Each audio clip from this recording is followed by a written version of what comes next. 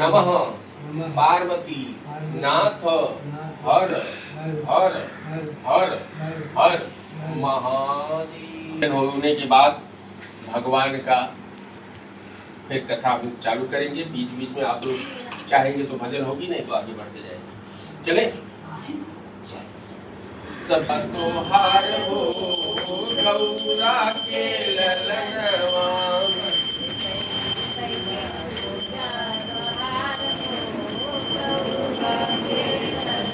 गौरा के ललनवा हो गौरा के ललनवा,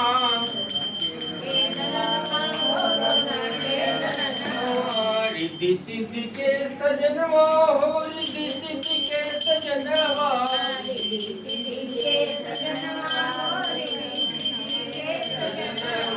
सबसे पहली पूजा तोहार हो गौरा के ललनवा, सबसे पहले पूजा तोहार हो गौरा के ललनवा, सबसे पहले तोहार हो गौरा के ललनवा, सबसे पहली पूजा तोहार हो गौरा के ललनवा, पहले तारों से पहले तोहार हो गौरा के ललनवा, तारों से पहले तोहार हो गौरा के ललनवा, राम से पहले लक्ष्मण से पहले, राम से पहले लक्ष्मण से पहले, हनुमत से पहले तोहार हो गौरा के ललनवा,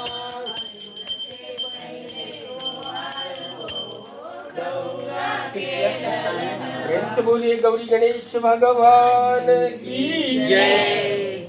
देखिए हम इस कथा को किसने किया, अभी तक तो पूजन चला, यही मेन कथा है। जो पूजन होती है वही मेन कथा है। कथा कौन सुना, किसके लिए सुना, कैसे सुना, उसके बारे में इसमें है। कोई कोई ब्राह्मणों से व्यंग करता है कि साधु बनिया की कथा है महाराज, या अन्य की कथा है। कथा मतलब कहानी। जिसने इस कथाओं को कहा, सुना, पढ़ा, उसके बारे में 5वें अध्याय में बताया गया है कि वह क्या हुआ, कैसे हुआ, उसका मोक्ष कैसे हुआ, इस कथा का कैसे कैसे फल प्राप्त होता है। इसमें लिखा है एकदा नवमी शारण्य ऋषि शौनकाद प्रश्याम सर्वे सूतम पौराणिकम खलु। एक समय की बात है, नैमिष सारण तीर्थ में शौनक आदि ऋषि रहते थे। कौन थे? शौनक ऋषि। ऋषियों का जमावड़ा था, जैसे आप लोग जमावड़ा किए हैं। तो उन ऋषियों में तमाम तरह की चर्चा जैसे प्रयागराज कुंभ में हो रही है, इस तरह से, और पहले भी ऋषियों और महात्माओं पे ब्लेम लगता हुआ रहता था, जैसे आज शंकराचार्य को किया गया है। तो संत महात्माओं का भी पुनर्जन्म का प्रारब्ध होता है। अरे भाई, आज उनको बता दिया गया कि यह दुष्कर्म किए है और गवर्नमेंट ही ये टाइप करके दिखा देगी, चलो फंसे गए। तो उनके किसी जन्म का प्रारब्ध है जो यह वक्तव्य हुआ और सारी समस्या उनके साथ चालू हो जाती है। इसी तरह से वहाँ क्या होता है कि ऋषियों के समक्ष नारद जी आते हैं, लोक परलोक भ्रमण करते हुए, सब जगह भ्रमण करते हुए। तो क्या देखते हैं कि सब अपने कर्मों से, पाप कर्मों से परेशान हैं। भगवान का इसमें कोई दोष नहीं होता है।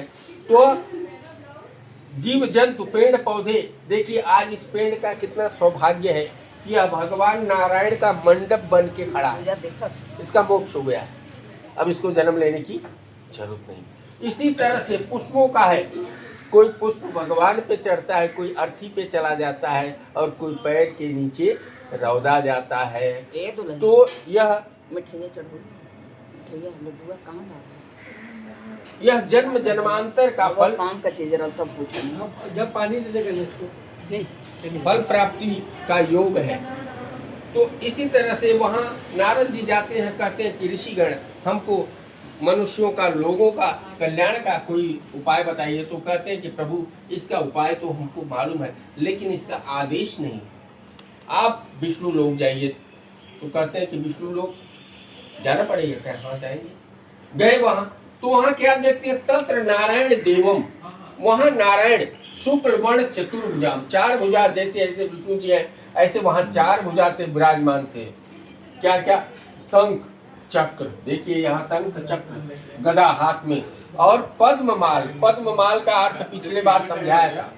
पद्म मतलब कमल, माल मतलब माला, कमल का माला पहने हुए भगवान नारायण वहां विराजमान थे।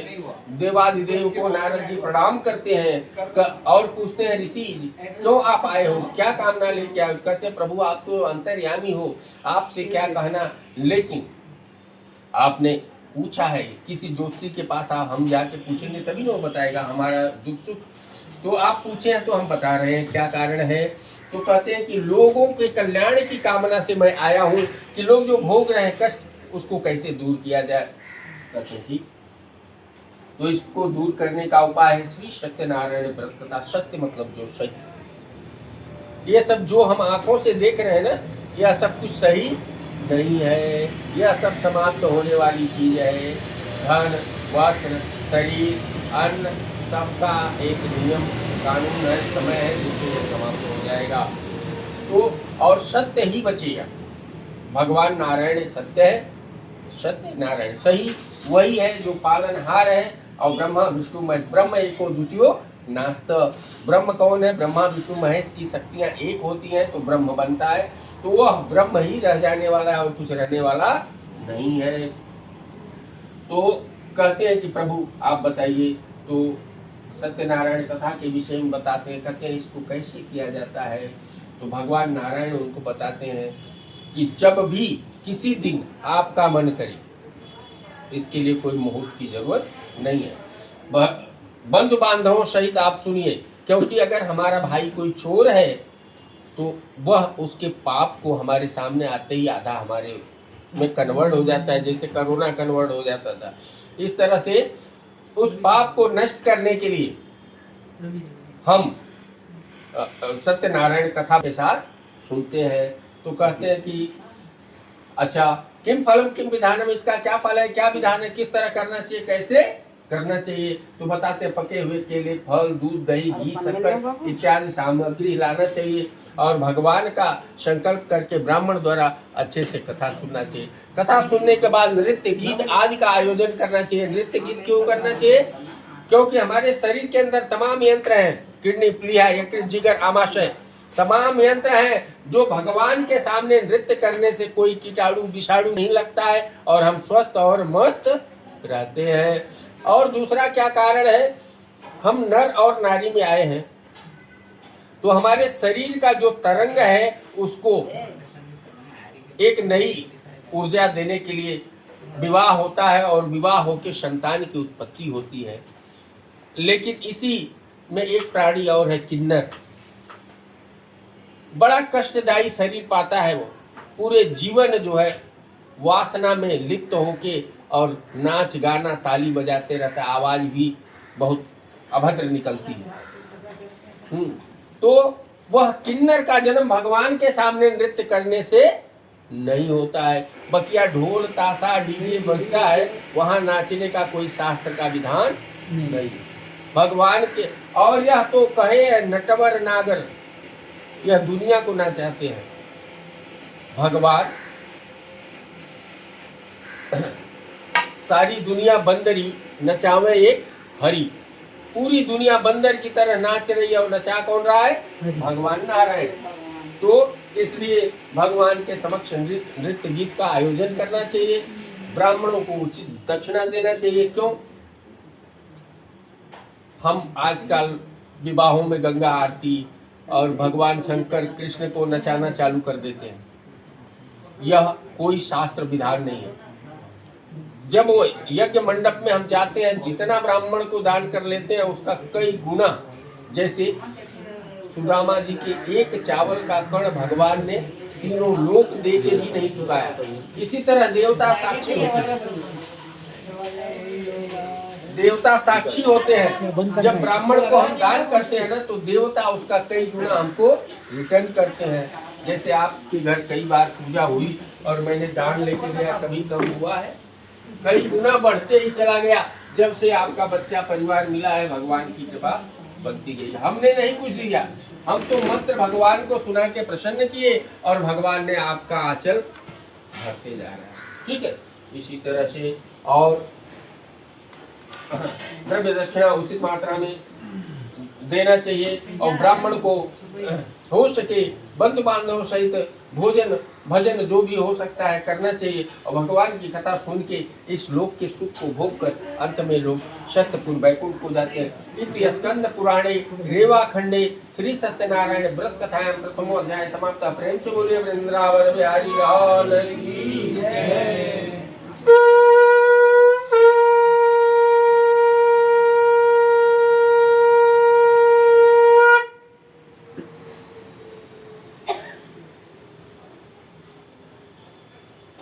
ठीक है, आगे चला जाए, एक थोड़ी छोटी भजन हो जाए।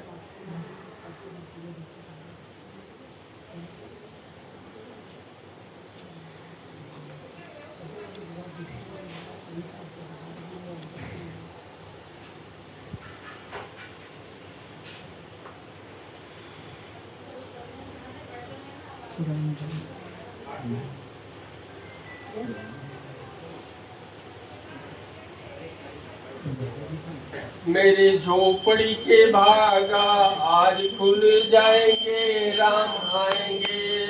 मेरे झोपड़ी के भागा आज खुल जाएंगे, राम आएंगे। राम आएंगे ओ राम आएंगे, राम आएंगे, राम आएंगे। मेरे झोपड़ी के भाग्य आज खुल जाएंगे, राम आएंगे। मेरे झोपड़ी के भागा आज खुल जाएंगे, राम आएंगे तो अंगना सजाऊंगी, राम आएंगे तो अंगना सजाऊंगी, राम आएंगे तो अंगना सजाऊंगी। राम आएंगे तो अंगना सजाऊंगी, दीप जला के दिवाली मैं मनाऊंगी। मेरे जन्मों के सारे पाप मिट जाएंगे, राम आएंगे।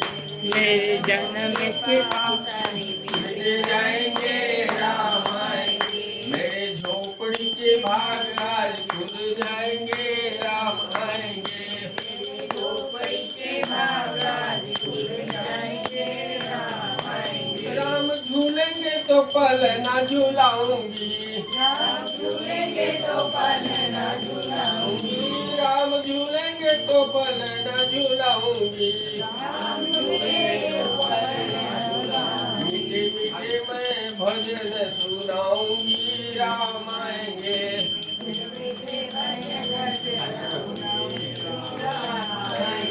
मेरे जी के सारे दुख मिट जाएंगे, राम आएंगे।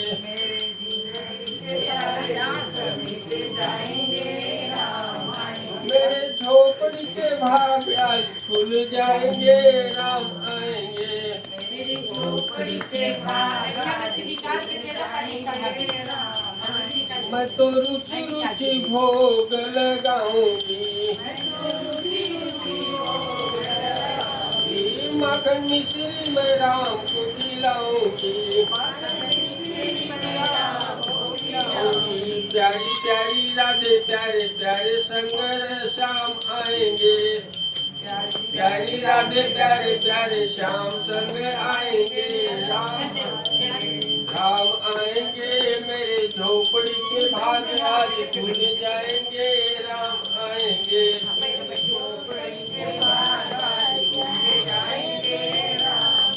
मेरे जन्म सफल हो जाएगा, तन झूमेगा और मन गीत गाएगा। मेरे झोपड़ी के भाग आज खुल जाएंगे, राम आएंगे। मेरे झोपड़ी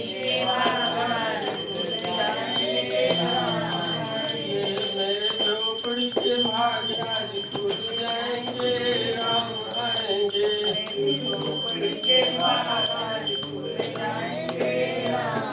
प्रेम से बोलिए चारों भैया राजा रामचंद्र की जय, जय। सुत हनुमान की जय। दूसरे अध्याय चाय के लिए तैयार हो जाइए आप लोग।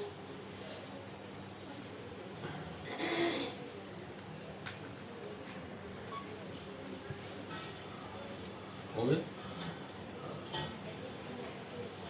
अत्यानम सप्तशाम कृतेन पुरादुजा काशीपुरे रम्भे हसि विप्रोवती निर्धनम।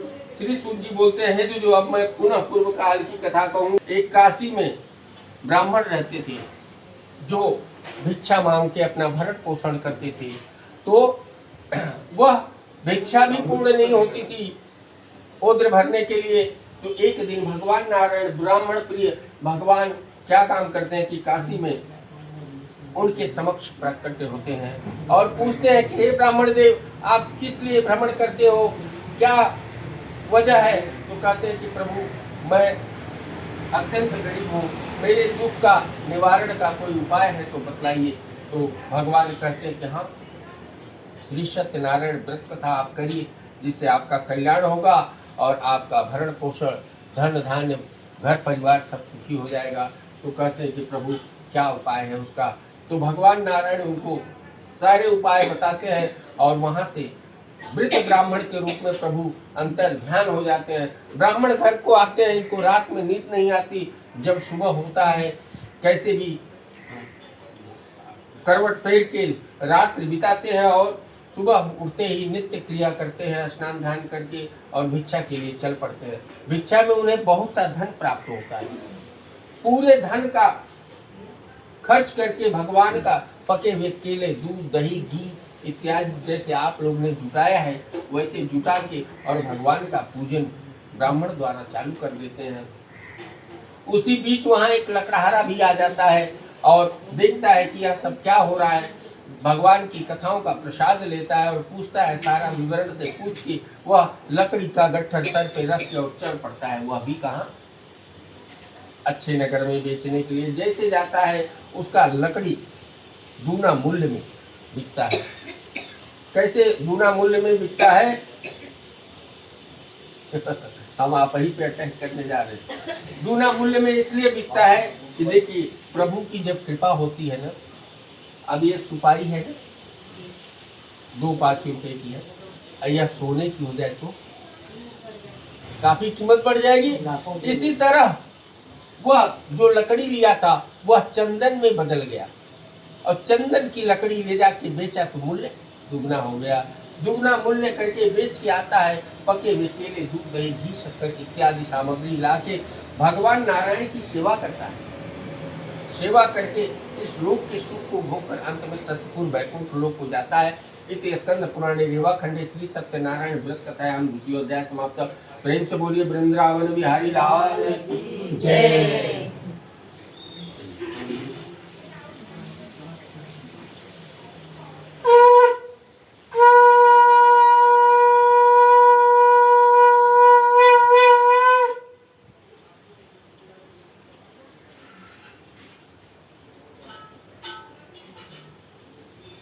हमारे साथ रघुनाथ तो किस बात की चिंता, हमारे साथ रघुनाथ तो किस बात की शरण में रख दिया जब मात तो किस बात की चिंता, शरण में रख दिया क्या करते हो तुम दिन रात, क्यों बिन बात की चिंता, किया करते बात की चिंता, हमारे साथ रघुनाथ तो किस बात की चिंता, तेरे स्वामी को रखते ही किस बात की चिंता, तेरे स्वामी। नहीं चलेगा, चलिए दूसरा। नटवर नागर नंदा भजो रे मन गोविंदा, नटवर नागर नटवर नागर नंदा भजो रे मन गोविंदा, गोविंदा नटवर नागर भजो तू ही नटवर तू ही नागर तू ही नटवर तू ही नागर नटवर नागर नंदा भजो रे मन गोविंदा नटवर नागर नंदा भजो रे गोविंदा सब देवन में कृष्ण बड़े हैं नटवर नागर नंदा भजो रे मन गोविंदा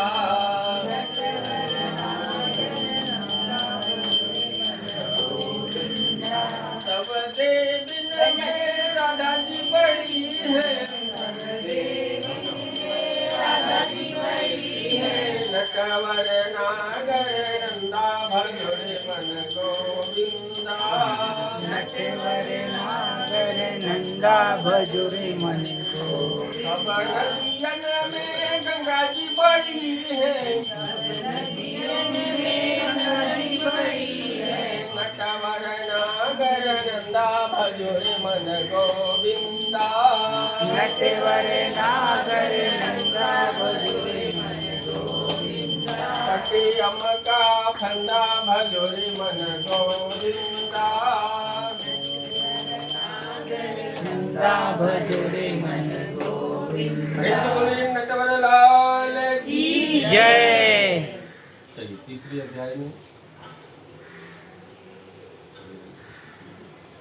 पुनरज्ञे पश्याम सुनुताम पुराचोर कामुक नाम ने कृष्ण की जितेंद्रिय सत्यवादी ये देवाला प्रतिदिने दिने धनम दत्वा ज्ञान संतोष सुधी श्रेष्ठ मुनि। अब आगे की कथा कहूंगा। आप लोग सुने प्राचीन काल में उल्लू का मुख नामक राजा था। वह जितेंद्रिय था, सत्यवादी था, प्रतिदिन देवालय जाता था, ब्राह्मणों को धन देकर संतुष्ट करता था। ब्राह्मण को धन क्यों देना चाहिए भैया? बकाए के लिए जाने में क्यों देना चाहिए? देखिए, गोविंद, गाय, गंगा और ब्राह्मण, अगर हमको अमीर बनना है तो हमको उनको सेवा और दान करना पड़ेगा। कितनी भी बड़ी दरिद्रता हो, हमने भी बहुत धनवान परिवार से गरीबी देखी, लेकिन बच्चा था तभी से ब्राह्मणों को बुलवा के नवग्रह का पूजा, सत्यनारायण का पूजा, तमाम पूजा करने लगा और दान नाना प्रकार का किया। स्वर्ण दान से लेके धन दान, वस्त्र दान, जो भी हो सका, अन्न दान तो। और पिताजी हमारे भगवान की कृपा से वो ऐसे है कि उनको कई लाख दे दीजिए, चाट को भेज दीजिए किसी को, उसमें से 1 रुपया शाम तक आपको नहीं मिलेगा। उसी का पुण्य है जो आज आप लोगों के समक्ष देवताओं ने हमें इस योग्य बनाया। सब कुछ और अंदर संतोष होना चाहिए तो आपको सब कुछ मिलता जाएगा।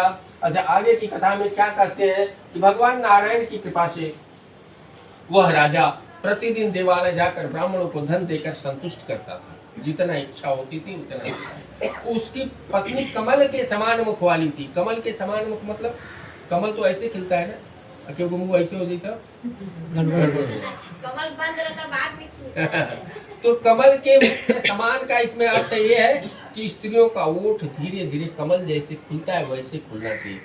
आप जी, बेटा, बाबू, तो उस घर में क्लेश नहीं होता। उस प्रकार की वह रानी थी, बहुत ही धर्मज्ञ थी और उसको कोई संतान नहीं थी। तुरंत पहले के लोग बड़े बुद्धिमान होते थे, अब हमारे मतीन लोग मनौती मान दिए कि आई हो जाए तो हम करें। वह तुरंत राजा संकल्प करता है सत्यनारायण की कथा पुत्र प्राप्ति के लिए। भगवान नारायण उसके ऊपर कृपा करते हैं। उसी बीच साधु नाम का एक वणिक आ जाता है, बनिया व्यापारी। वह आ जाता है, साधु नाम का पूछता है कि यह सब क्या चल रहा है। बताया जाता है, कथा है, प्रसाद लेता है, भगवान से प्रार्थना करता है कि हमें भी कोई पुत्र या पुत्री होगी तो मैं भी भगवान की कथा को सुनूंगा। इधर राजा को भगवान ने संतान भर दी। अब वह गया पत्नी से बताता है कि मैंने ऐसी कथा सुनी है जो मोक्ष दायिनी है, पुत्र दायिनी है, धन दायिनी है, सुख दायिनी है, सब देने वाली है। तो पत्नी भी अपने मन में इच्छा प्रकट करती है सत्यनारायण भगवान से कि हमको भी कोई संतान होगी तो मैं आपकी कथा सुनूंगी। अब भगवान हमारे कौन है? करुणा निधान है। हो तुरंत सूख गया। और ऋतुकाल मतलब बरसात का समय चल रहा था, उसी समय पे उसकी पत्नी धर्मचरण से होती है। धर्मचरण के बाद संसर्ग होता है, संसर्ग होने के बाद उसके गर्भ में कन्या रूपी रत्न प्राप्त होता है और 10वें महीना में कन्या उत्पन्न होती है, जो भगवान की कृपा से प्रतिदिन बढ़ने लगती है। चंद्रमा की भांति लड़कियों की वृद्धि बहुत होती है, यह देवियों का ऐसे रूप नहीं दिया गया है। तो वह बढ़ने लगी और एक दिन पूर्णिमा के चंद्रमा की तरह पूर्ण हो जाती है। बाद क्या होता है कि साधु क्रीड़ा कर रही थी, देखता है, देखने के बाद वह जाता है और उसके विवाह के लिए आदेश देता है। दूत जाते हैं और शिव वर देख के और कन्यादान कर देते हैं। दुर्भाग्यवश भगवान की कथा को भूल जाते हैं। जब भगवान की कथा को भूल जाते हैं तो भगवान फिर भी कुछ नहीं करते। फिर परदेश, हम लोगों में एक बड़ी नई आदत है कि जैसे हम लोग रिश्तेदार कोई बनते हैं तो कोई बम्बई कमा रहा है तो लेते चला आएगा। अपने एक दूसरे को लेके कमाने के लिए, व्यापार के लिए, नौकरी चाकरी के लिए लेते जाता है। सहयोगी काम करते हैं हम लोग। अच्छा, इस तरह से सहयोग से वह व्यापार करने के लिए दामाद ससुर चल पड़ते हैं और जैसे ही चल पड़ते हैं ये लोग भगवान की कथा नहीं सुनने के कारण वह क्या हो जाता है कि भगवान उन पे रुष्ट हो जाते हैं और वह चंद्र केतु के राज्य में जाते हैं। दोनों ससुर दामाद नाव को स्थापित करके और रात में विश्राम करते हैं। उसी समय भोर जब होता है तो भोर के समय में वहाँ चोरी हो जाती है। राजा चंद्र केतु के नगरी में चोरी हो जाती है। चोर चोरी करके भागने लगते हैं, दूत पीछा करते हैं और दूतों के पकड़े जाने के डर से वह ससुर दामाद के पास धन छोड़ के भाग जाते हैं। अब जहाँ धन मिलेगा वही चोर, तो वह धन चोरों ने अपने पास ले लिया और इसके बाद दोनों ससुर दामाद को पकड़ के राजा के समक्ष लाया। राजा ने इनकी कोई बात नहीं सुनी, कोई शुभ चिंतक नहीं निकला और इनको हथकड़ी और बेड़ी पहनाकर कारागार में डाल दिया गया। त्राहिमाम करने लगे और दुर्भाग्य जब उदय होता है तो चारों तरफ से, अभाग्य उदय होता है तो चारों तरफ से। अब वहाँ क्या हो जाता है कि घर में भी चोरी हो जाती है, माँ बेटी दर बदर भटकने लगती है, यहाँ वहाँ जो पा जाती थी खाने लगती है। एक दिन क्या होता है, ऐसे ही जैसे आपके घर कथा चल रही है, ब्राह्मण के घर कथा चल रही थी, बेटी बैठ के कथा को सुनती है, प्रसाद को ग्रहण करती है, पुनः घर आती है। माँ पूछती है, बेटी क्यों देर की, तेरे मन में कुछ अपराध तो नहीं, विवाह कर दिया, गरीबी बस कुछ गलत सही तो नहीं हो रहा है? बोली नहीं माँ, मैंने कोई ऐसा अपराध नहीं किया है, मैं भगवान सत्यनारायण की कथा सुनी, प्रसाद ली, पुनः वापस आई हूँ। बड़ी प्रसन्न हो जाती है और कहती है भगवान से कि मैं भी अगर आपकी कृपा हुई तो कथा को सुनूंगी। एक तो इधर वाली लाइटियाँ जला दीजिए, जब ये बंद हो रहा है तो और एक बार जो है ना ऊपर हाँ जो है ना उसके बाजू में, जो चालू है ना उसके बाजू में, हाँ और दूसरा भी हाँ। तो ऐसे वो प्रसन्न होके और भगवान से प्रार्थना करती कि प्रभु हमारे पति जामाता आ जाएंगे तो मैं भी आपकी कथा को सुनूंगी। भगवान करुणा निधान क्या काम करते हैं, राजा चंद्रकेतु को स्वप्न देते हैं, हे चंद्रकेतु अगर तू दोनों वणिकों को नहीं छोड़ देगा तो मेरा सर्वनाश कर दूंगा। सुबह तुरंत मंत्रियों द्वारा मंत्रणा होती है और बातचीत करने के बाद हाथ की हथकड़ी, पैर की बेड़ी खोल दी जाती है। छौर कर्म दाढ़ी बाल बनवा के इनका अलंकार जो छीना गया था वो देख कर वापस करके इनको विदा किया जाता है। राजा को प्रणाम करके अपने घर की ओर प्रस्थान करते हैं। इति स्कंद पुराणे देवाखंडे श्री सत्यनारायण अध्याय समाप्त। प्रेम तो बोलिए वृंदावन बिहारी लाल की जय।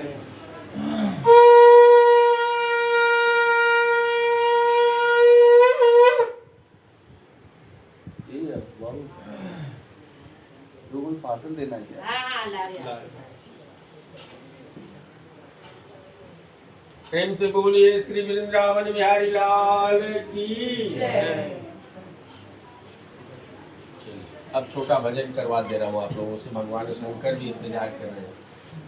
अब बम बम बोल रहा है काशी, बम बम बोल रहा है, बम बम बोल रहा है काशी, बम बम बोल रहा है। मायनपुरा भैरो बाबा, रहा न कोई बाकी, बम बम बम बम बम बम बोल रहा है काशी, बम बम बोल रहा है काशी, मायनपुरा भैरो बाबा, यहाँ न कोई बाकी। बम बोल रहा है काशी, बम बम बोल रहा है काशी, बम बम बोल रहा है काशी, बम बम बोल रहा है काशी। माँ गंगा की पावन धारा और शंकर अविनाशी, माँ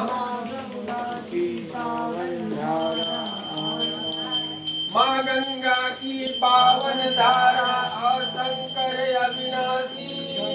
बोल रहा है काशी, बम बम बोल रहा है काशी, बम बम बोल रहा है काशी, बम बम बोल रहा है। शीतला के शीतल छैया में, शीतला के शीतल छैया में, शीतला के शीतल छैया में, शीतला के शीतल छैया में दुर्गा जी के अंगनैया में, दुर्गा जी के अंगनैया में, अर्जी सबही लगावेला, अर्जी सबई लगावेला, बन के इनकर दासी, बन के इनकर दासी। बम बम ओ बम बम बम बम बोल रहा है काशी, बम बम बोल रहा है काशी, बम बम बोल रहा है काशी, बम बम बोल रहा है काशी, बम बम बोल रहा है काशी। प्रेम से बोलिए बाबा विश्वनाथ की जय, मैया पार्वती की जय। चलिए चतुर्थ अध्याय।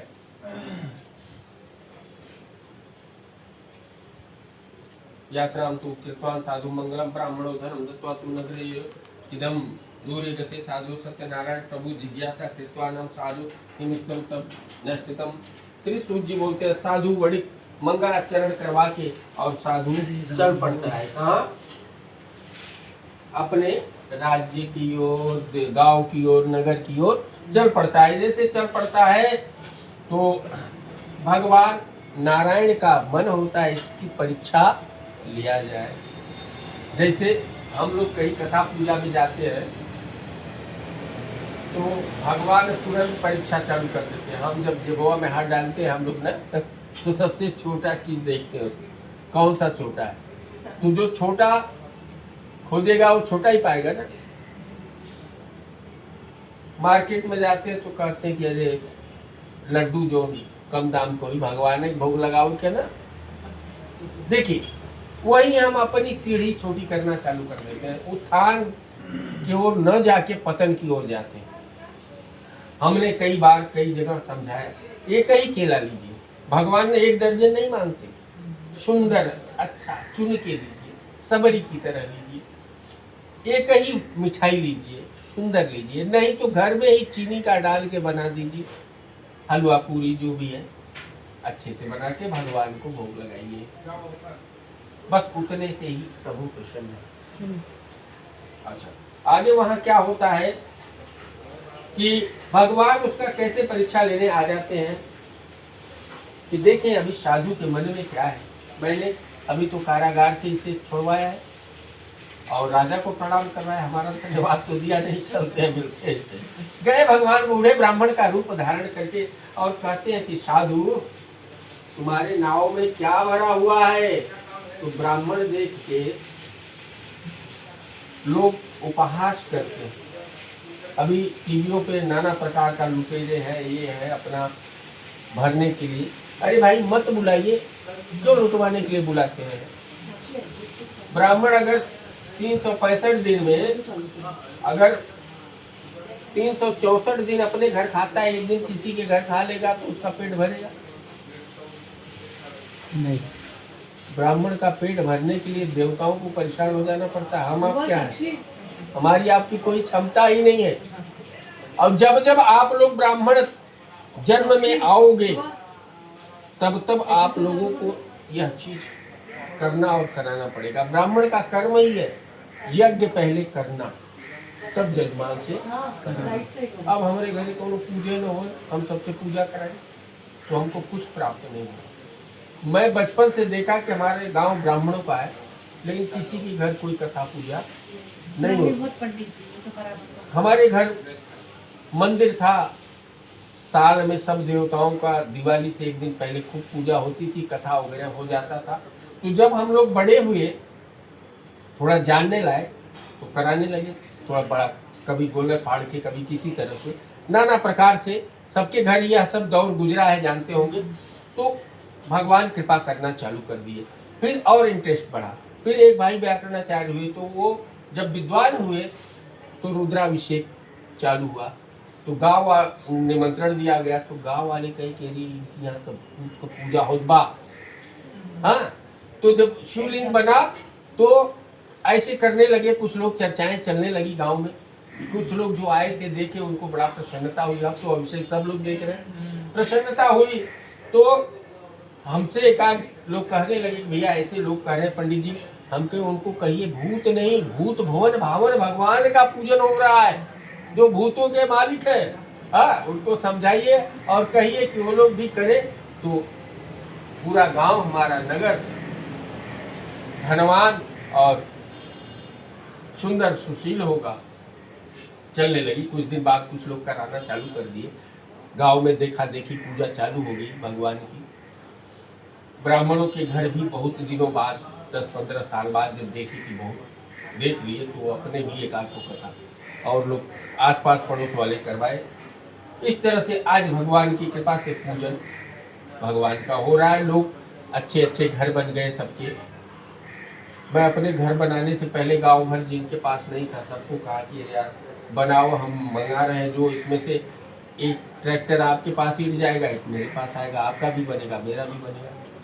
तो इस तरह से भगवान की कृपा बनती चली जाती है। अगर भगवान की ओर हमारा नेह प्रेम स्नेह हो तो फिर क्या हुआ कि आगे जब पूजा पाठ,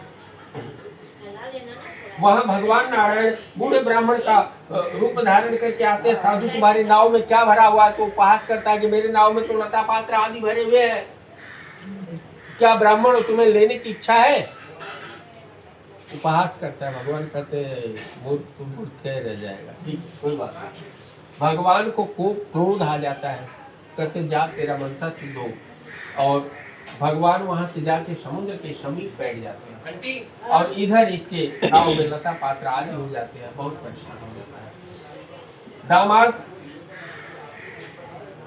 जब वो देखता है, परेशान होकर मूर्छित होकर गिर पड़ता है। जब मूर्छा 5 मिनट के बाद अगर सचेत अवस्था में आदमी नहीं आया तो सीताराम।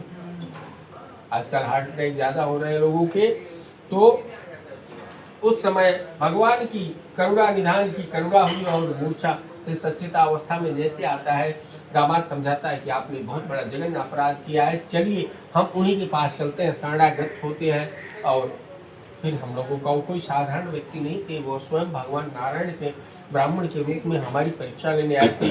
गए, साष्टांग प्रणाम करके कहता है दोनों लोग कि हे प्रभु, आपके रूप को, गुण को ब्रह्मा, गणेश, सुरेश, कुबेर इत्यादि देवता नहीं जान पा सकते। महेश